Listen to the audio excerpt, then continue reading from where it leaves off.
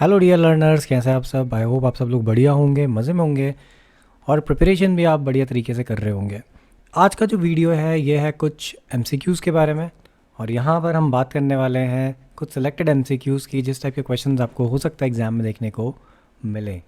तो आगे बढ़ने से पहले मैं कहना चाहूँगा, अगर हमारे चैनल पर नए हैं तो चैनल को सब्सक्राइब करना ना भूलें और वीडियो को लाइक भी ज़रूर करें।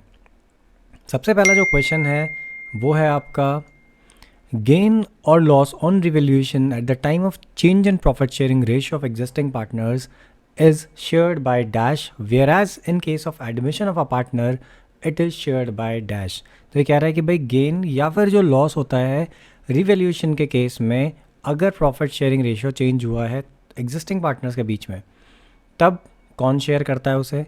सो ऑब्वियसली जो ऑल पार्टनर्स होते हैं उस पॉइंट ऑफ टाइम पे, वो सब के सब उस गेन को या लॉस को बेयर करते हैं जो कि change in profit sharing ratio के केस में रिवैल्यूएशन से होता है।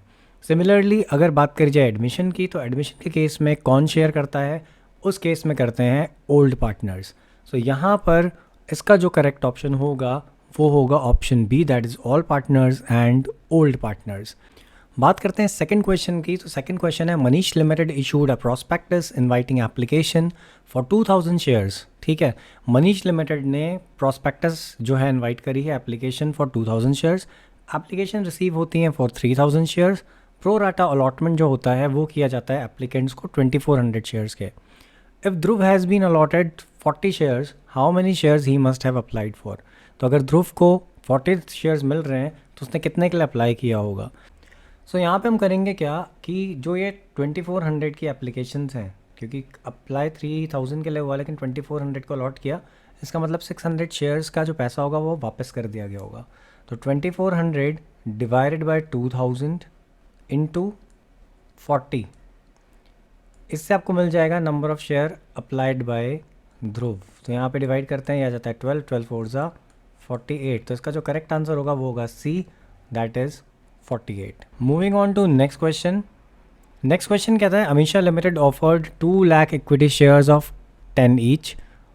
Of these 1,98,000 shares were subscribed. तो इसमें से 2 लाख शेयर इशू करे अमीशा लिमिटेड ने, इक्विटी शेयर है 10 रुपीज़ ईच का। 198 जो है वो सब्सक्राइब हो गए हैं यहाँ पे।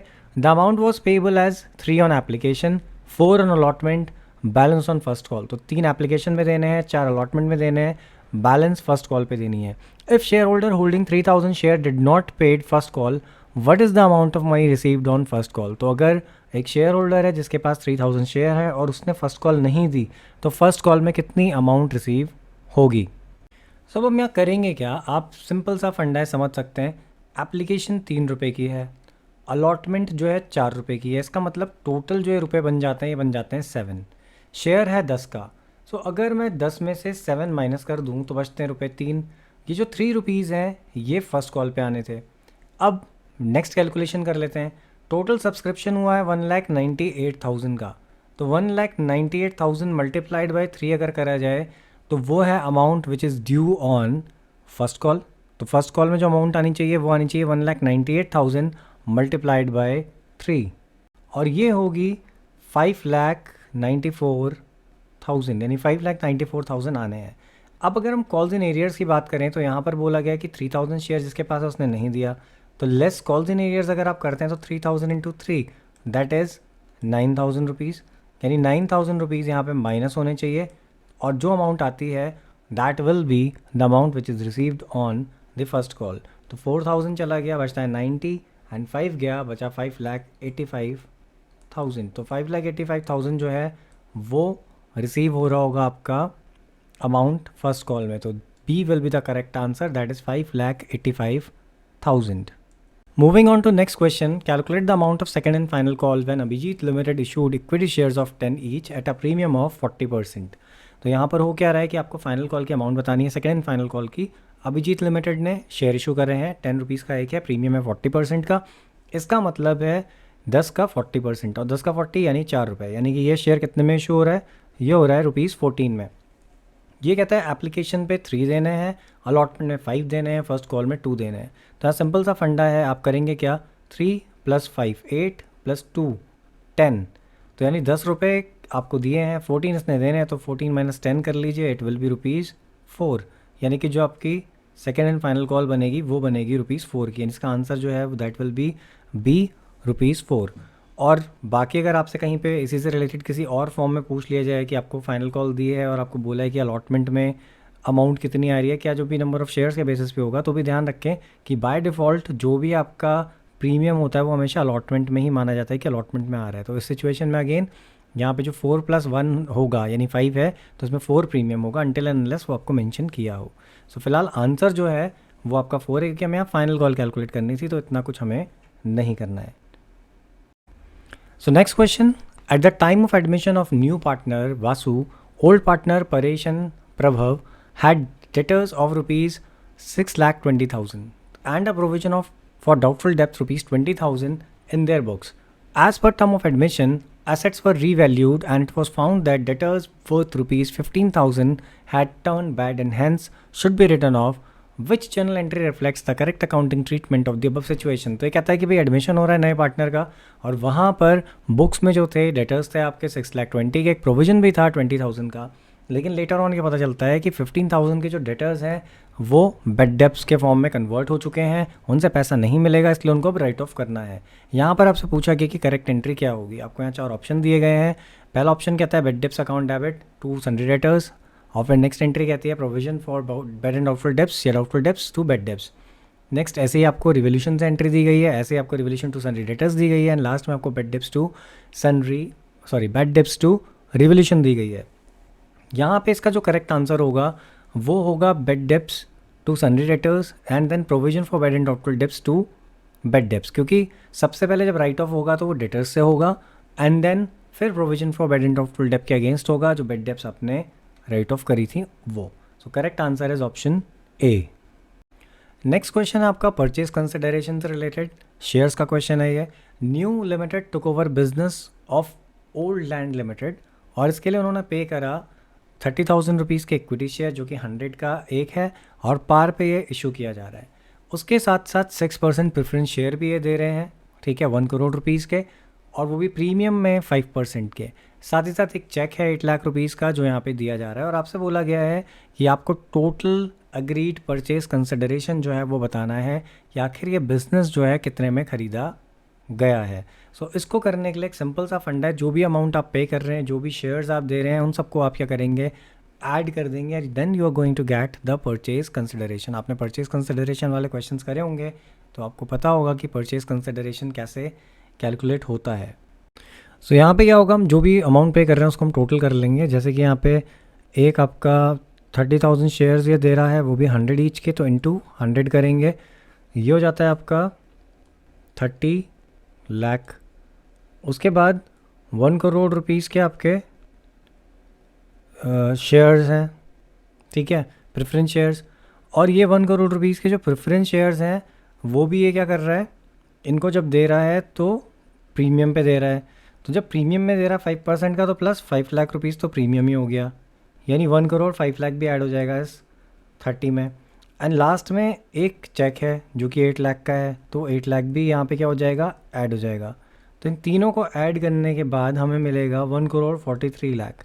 तो जो आंसर होगा वो होगा B, that is 1 crore 43 lakh, ये इसकी परचेज कंसिडरेशन कहलाएगी। नेक्स्ट क्वेश्चन है आपका, कृष्णा लिमिटेड ने इशू करी capital of ₹20 lakh equity shares, 10 रुपये का एक शेयर है यहाँ पे, और टिल डेट 8 पर शेयर जो है वो कॉल्ड अप करे गए हैं, और सारी की सारी अमाउंट भी रिसीव कर ली गई है एक्सेप्ट ₹4 ऑन शेयर्स 800 एंड 3 पर share from another share holder who is holding 500 share.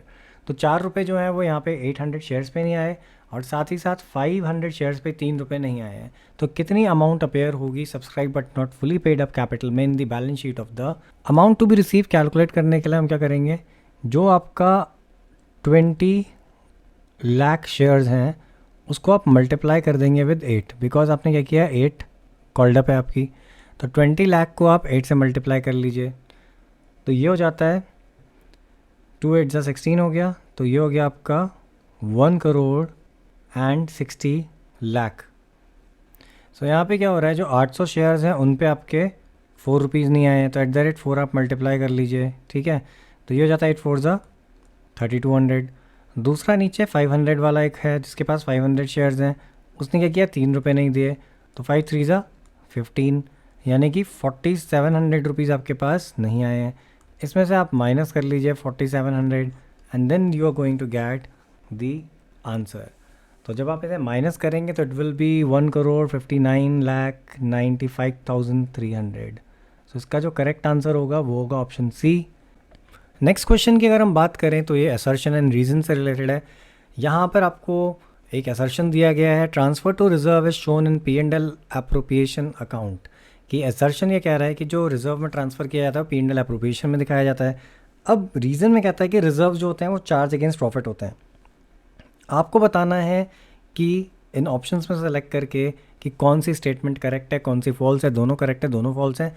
तो ऑप्शन ए कहता है A is correct but R is wrong, B कहता है both A and R correct, C कहता है A is wrong but R is correct, D कहता है both A and R wrong. तो भाई यहाँ पे ट्रांसफ़र टू रिज़र्व की अगर बात करी जाए तो ट्रांसफ़र जो होता है to reserve is shown in P&L appropriation, तो ये तो सही है। लेकिन यहाँ जो लिखा है कि रिज़र्व जो होते हैं चार्ज अगेंस्ट प्रॉफिट होते हैं, गलत है, ये अप्रोप्रिएशन अगेंस्ट प्रॉफिट होते हैं। तो यहाँ पे ऑप्शन ए जो है वो इसका करेक्ट आंसर होगा। नेक्स्ट क्वेश्चन हमारा कहता है कि EFG पार्टनर्स हैं और यहाँ पर जो उनका प्रॉफिट शेयरिंग रेशियो है वो है 3:3:2।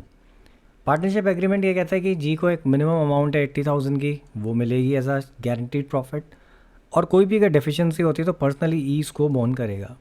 Net profit for the year जो है वो है आपका 3,12,000 और आपको बताना है कि डेफिशिएंसी ई ने कितनी बोन करी। तो भाई सिंपल सा फंडा है, जो कि आपका यहाँ पे प्रॉफिट दिया है 3,12,000, उसमें से आप क्या करेंगे, इसका शेयर कैलकुलेट करेंगे जो कि जी का शेयर है, क्योंकि गारंटी किसको मिली है, जी को मिली है। जी का शेयर है 2/8, तो अगर हम इसका 2/8 करते हैं तो वो हो जाता है 78,000। अब इसको गारंटी कितनी मिली थी, 80 की, तो डेफिशिएंसी कैलकुलेट करने का तरीका है 80,000 में से माइनस कर दो जो उसको मिला है 78। सो अगेन यहाँ पे डेफिशिएंसी आती है 2,000 की, तो ई जो बॉन्ड करेगा वो होगी 2,000 एंड इसका करेक्ट आंसर होगा डी। एंड इस पर हम पहले भी एक बार डिस्कशन कर चुके हैं, तो आपको पता ही होगा कि गारंटीड शेयर वाले केस में क्या होता है, अगर उसको ज़्यादा मिल रहा होता है, सपोज उसको गारंटी मिली है 80 की, तो अगर यहाँ पे इसके पास 85 जा रहा है, 90 जा रहा है, कुछ भी जा रहा है, तो आप उसे देंगे, लेकिन कम किसी हाल में उसको नहीं मिलना चाहिए। नेक्स्ट क्वेश्चन हमारा कहता है कि विष्णु लिमिटेड ने क्या किया, फोरफिट करे 20 शेयर्स ऑफ 10 ईच, जिन पे 8 कॉल्ड अप था, यानी 8 रुपये ही मांगे गए थे अब तक, जिसमें कि जॉन ने अलॉटमेंट पे करी 5 की पर शेयर, और उसके बाद क्या था, मतलब एप्लीकेशन अलॉटमेंट जो है 5 रुपीज़ पे किया गया है। Of these shares 15 shares were reissued to Parker as fully paid up for 6 per share. तो बैलेंस कितना होगा शेयर फोरफीचर अकाउंट में जब आप कैपिटल रिजर्व ट्रांसफ़र कर देंगे उसके बाद। तो इसमें सिंपल सा फंड है, इसको समझने के लिए हम करते क्या है, देखिए जब इसने 20 शेयर्स को फोरफिट करा तो 20 इंटू जो गेन हुआ कितने का हुआ, 5 रुपीज़ का हुआ, बिकॉज 5 मिल चुके थे, तो यहाँ पे आ जाता है 100। सिमिलरली जब ये इस 15 पे, यानी जो 15 रीशू करे उन पे करिए गेन कैलकुलेट करता है, तो एक शेयर पे गेन कितना था, ₹5 का, तो 15 पे कितने का गेन होगा, 15 multiplied by 5 is equal to 75। And अभी उसके बाद यहाँ लॉस भी हुआ है, क्योंकि जब आपने इन 15 शेयर को दोबारा रीशू किया तो आपने 6 फुली पेड पे किया, यानी आपको लॉस भी हो रहा है 15 इंटू 4 का, दैट इज़ ₹60। अब इसे हम करें क्या, अगर हम एक फोरफिटेड शेयर अकाउंट बनाते हैं, क्योंकि शेयर फोरफीचर की ही बात हो रही है, तो हम यहाँ पे बना लेते हैं एक शेयर फोरफीचर अकाउंट।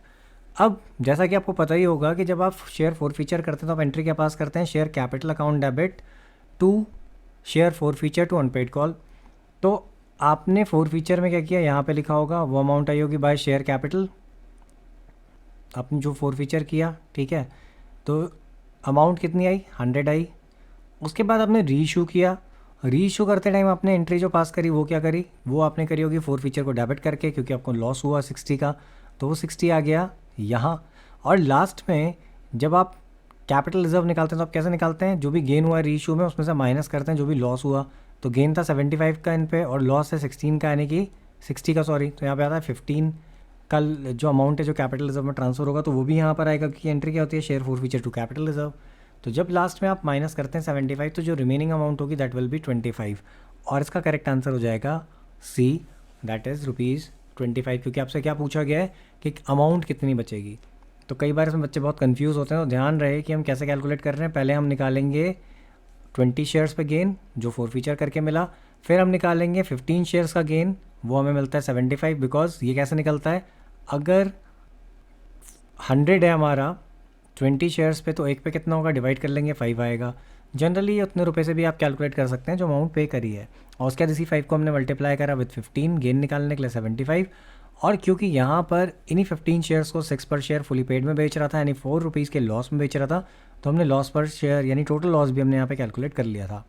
उसके बाद इस पे जो गेन हुआ उसमें से हमने लॉस माइनस करा, हमें मिल गया 15 जो कि कैपिटल रिजर्व में ट्रांसफर हुआ, और वही चीज़ हमने अकाउंट में रख के वैल्यू कैलकुलेट करी। सो आई होप कि इस वीडियो में जो भी आपको बताया गया है, जो भी एमसीक्यूज आपके साथ डिस्कस करे गए, आपको समझ में आए होंगे। वीडियो को लाइक भी करें, अपने फ्रेंड्स के साथ शेयर भी करें, and all the best for your examination.